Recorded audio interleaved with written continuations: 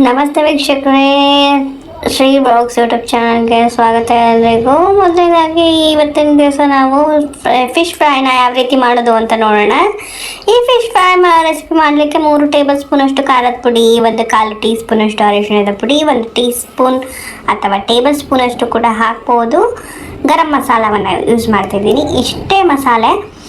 So ನಾನಿಲ್ಲಿ 3-4 ಬೆಳ್ಳುಳ್ಳಿಯನ್ನು, ಒಂದು ಅರ್ಧ ಇಂಚಿನಷ್ಟು ಶುಂಠಿಯನ್ನು ರುಬ್ಬಿಟ್ಕೊಂಡಿದ್ದೆ. ಆ ಶುಂಠಿ ಬೆಳ್ಳುಳ್ಳಿ ಪೇಸ್ಟನ್ನು ಹಾಕ್ಕೊಂಡಿದ್ದೀನಿ.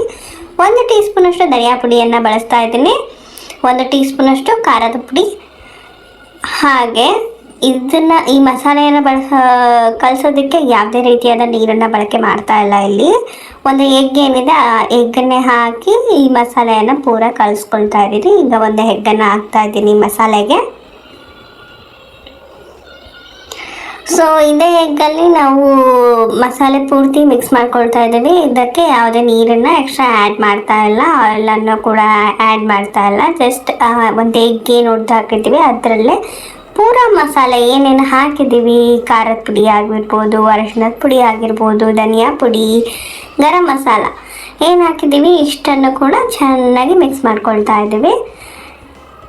ಅದು ಎಲ್ಲ ಚೆನ್ನಾಗಿ ಬೆರಿಬೇಕು, ಏನೇನು ಮಸಾಲೆ ಹಾಕಿದ್ದೀವಿ ಅದೆಲ್ಲ. ಆ ರೀತಿ ಯಾವುದೇ ನೀರು ಬಳಸದೆ ಚೆನ್ನಾಗಿ ಮಿಕ್ಸ್ ಮಾಡ್ಕೊಳ್ತಾ ಇದ್ದೀನಿ.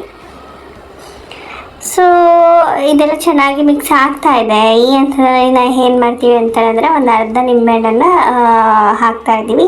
ಹುಳಿ ರುಚಿ ಇರೋದ್ರಿಂದ ಫಿಶ್ ಫ್ರೈ ನಮಗೆ ತುಂಬಾ ಒಳ್ಳೆಯ ಟೇಸ್ಟ್ ಕೊಡುತ್ತೆ. ಸೊ ಒಂದು ಅರ್ಧ ನಿಂಬೆಹಣ್ಣನ್ನು ಹಾಕಿದ್ದೀವಿ. ಈಗ ಅದೇನು ನಿಂಬೆಹಣ್ಣಿನ ಬೀಜ ಕೂಡ ಬಿದ್ದಿದೆ ಅದನ್ನೆಲ್ಲ ತೆಗಿತಾ ಇದ್ದೀವಿ. ತೆಗೆದು ಮತ್ತು ಚೆನ್ನಾಗಿ ಎಲ್ಲ ಮಸಾಲೆನೂ ಈ ಹುಳಿ ಅಂಶ ಬೇರೆಯೋ ಥರ ಚೆನ್ನಾಗಿ ಮಿಕ್ಸ್ ಮಾಡ್ಕೊಳ್ತಾ ಇದ್ದೀವಿ. ಸೊ ಚೆನ್ನಾಗಿ ಮಿಕ್ಸ್ ಮಾಡ್ಕೊಳ್ಳೋಣ, ಯಾವುದೇ ಲಂಪ್ಸ್ ಇಲ್ಲದೆ ಥರ ಇರೋ ಥರ. ಫಿಶ್ ಫ್ರೈಗೆ ಮೇನ್ ಅಂತಂದರೆ ಈ ಮಸಾಲನೇ ಇಂಪಾರ್ಟೆಂಟ್. ಮಸಾಲೆ ಹಚ್ಚಿದ್ರೆ ಸಾಕು, ಎಲ್ಲ ಫಿಶ್ ಫ್ರೈಯಲ್ಲಿ ಎಲ್ಲ ಫ್ಲೇವರ್ಸ್ ಸಿಗುತ್ತೆ, ಆ ಥರ ಆಗುತ್ತೆ. ಸೊ ಕೊನೆಯದಾಗಿ ನಾನು ಇಲ್ಲಿ ಕರಿಬೇವನ್ನು ಬಳಸ್ತಾ ಇದ್ದೀವಿ. ಕರಿಬೇವಿನ ಫ್ಲೇವರ್ ಫಿಶ್ ಫ್ರೈಗೆ ತುಂಬಾ ಒಳ್ಳೆ ಟೇಸ್ಟ್ ಕೊಡುತ್ತೆ. ನೀವು ಬೇಕಿರೋ ಒಂದ್ಸರಿ ಟ್ರೈ ಮಾಡಿ ಕರಿಬೇವನ್ನು ಹಾಕಿ. So I am mixing all this things together. So ಎಲ್ಲನೂ ಮಿಕ್ಸ್ ಮಾಡ್ಕೊಳ್ತಾ ಇದ್ದೇನೆ. ಸೊ ಇಷ್ಟೇ ನಮ್ಮ ಫಿಶ್ ಫ್ರೈ ಮಸಾಲ. ಈ ಫಿಶ್ ಫ್ರೈ ಮಸಾಲವನ್ನು ನಾವೇ ತೊಳೆದಿಟ್ಕೊಂಡಿರೋವಂಥ ಫಿಶ್ಗೆ ಚೆನ್ನಾಗಿ ಎಲ್ಲ ಸೈಡು ಕೂಡ ಹಚ್ಕೊಳ್ತಾ ಇದ್ದೀವಿ. ಹಚ್ಚಿ ಮ್ಯಾರಿನೇಷನ್ಗೆ ಇಡಬೇಕು. ಈ ಮ್ಯಾರಿನೇಷನ್ ಪ್ರೊಸೆಸ್ಸಿಗೆ ನಾನು ಫ್ರೀಝರಲ್ಲಿ ಇಡ್ತಾ ಇದ್ದೀನಿ. ಈ ಮಸಾಲೆ ಎಲ್ಲನ ಹಾಕಿಬಿಟ್ಟು ಫ್ರೀಝರಲ್ಲಿ ಇಟ್ಬಿಟ್ಟೆ ಇದು ಏನಾಗುತ್ತೆ, ಒಳಗಡೆ ಸಾಫ್ಟ್ ಇರುತ್ತೆ ನಮ್ಮ ಫಿಶ್, ಹಾಗೆ ಹೊರಗಡೆ ಕ್ರಿಸ್ಪಿ ಆಗಿರುತ್ತೆ. ನೀವು ಬೇಕಿದ್ರೆ ಒಂದ್ಸರಿ ಟ್ರೈ ಮಾಡಿ ಫ್ರೀಝರಲ್ಲಿ ಮ್ಯಾರಿನೇಷನ್ ಇಡಿ. ಸೊ ಎಲ್ಲ ಸೈಡು ನಾವು ಮಸಾಲೆಯನ್ನು ಹಾಕ್ತಾ ಇದ್ದೀನಿ.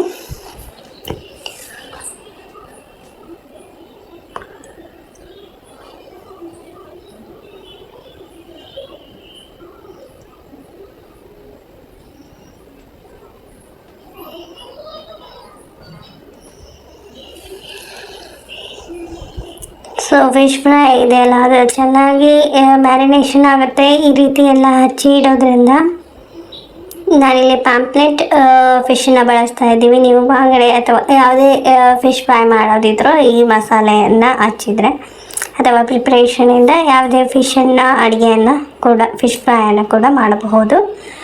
ಸೊ ಎಲ್ಲ ಫಿಶ್ನ ಇದೇ ರೀತಿ ಒಂದೊಂದಾಗಿ ಹಚ್ಚಿ ಇಟ್ಕೊಳ್ತಾ ಇದ್ದೀನಿ.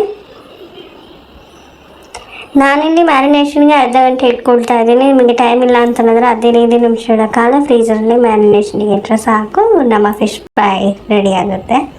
ಈಗ ನೆಕ್ಸ್ಟ್ ಇದರ ಫ್ರೈಯಿಂಗ್ ಪ್ರೊಸೆಸ್. ಇದಕ್ಕೋಸ್ಕರ ನಾನು 1-2 ಕಪ್ನಷ್ಟು ಎಣ್ಣೆ ಹಾಕ್ತಾ ಇದ್ದೀನಿ. ಎಣ್ಣೆ ಜಾಸ್ತಿ ಬಳಸ್ತಾ ಇದ್ದೀನಿ ಅಂತ ಅನ್ನಿಸ್ಬೋದು. ಎಣ್ಣೆ ಯಾಕೆ ಬಳಸ್ತಾ ಇದ್ದೀನಿ ಅಂದರೆ ಎಲ್ಲ ಸೈಡು ಫಿಶ್ನ ಚೆನ್ನಾಗಿ ಫ್ರೈ ಆಗಲಿ ಅನ್ನೋ ರೀಸನಿಗೆ. ಸೊ ಮೊದಲನೇ ಹಂತದಲ್ಲಿರೋ ಒಂದು 5 ಪೀಸಷ್ಟು ಫಿಶನ್ನು ಹಾಕಿ ಚೆನ್ನಾಗಿ ಬೇಯಿಸ್ಕೊಳ್ತಾ ಇದ್ದೀನಿ. ಉರಿ ಮಧ್ಯಮ ಉರಿ ಆದರೂ ಇಟ್ಕೊಬೋದು, ಹಾಗೂ ಫ್ರೈ ಆಗುತ್ತೆ. ನಾವಿಲ್ಲ ಒಂದು ಸ್ವಲ್ಪ ಉರಿ ಹೆಚ್ಚು ಕಡಿಮೆ ಮಾಡಿಕೊಂಡು ಫಿಶ್ ಫ್ರೈ ಮಾಡ್ತಾ ಇದ್ದೀವಿ.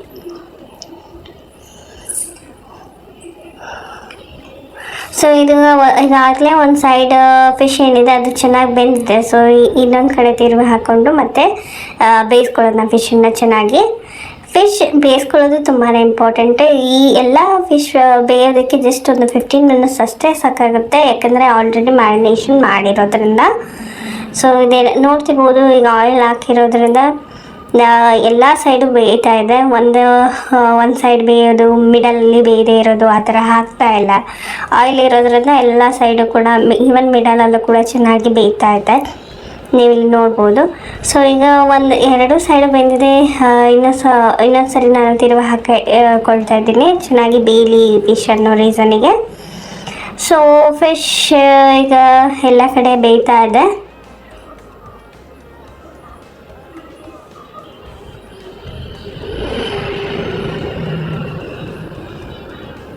ಸೊ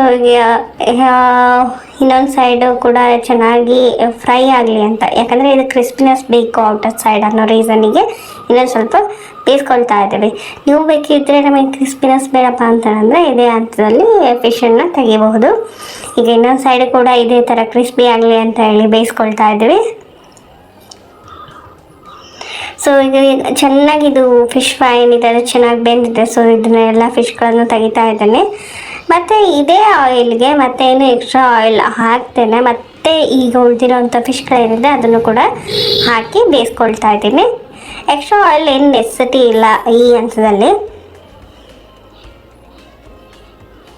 ಅದಕ್ಕೆ ನಾನು 2 ಕಪ್ನಷ್ಟು ಮೊದಲನೇದಾಗಿ ಎಣ್ಣೆಯನ್ನು ಬಳಸಿದ್ದೀನಿ. ಸೊ ಇದು ಒಂದು ಸೈಡ್ ಸ್ವಲ್ಪ ಬೆಂದಿದೆ. ಈ ಹಂತದಲ್ಲಿ ನಾನು ಮತ್ತೆ ತಿರುವು ಹಾಕಿ ಇನ್ನೊಂದು ಸೈಡ್ ಕೂಡ ಬೇಯಿಸ್ಕೊಳ್ತಾ ಇದ್ದೀನಿ ಎಲ್ಲ ಫಿಶ್ಗಳನ್ನು.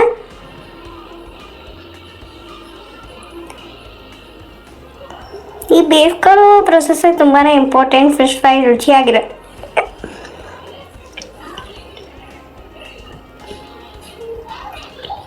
ಈಗ ನೋಡ್ಬೋದು ಫಿಶ್ ಫ್ರೈ ಎಲ್ಲ ಕಡೆ ಚೆನ್ನಾಗಿ ಬೆಂದಿದೆ. ಈ ಹಂತದಲ್ಲಿ ಎಲ್ಲ ಫಿಶ್ಗಳನ್ನು ತೆಗೆಯೋಣ, ಪ್ಲೇಟಿಂಗ್ ಮಾಡೋಣ.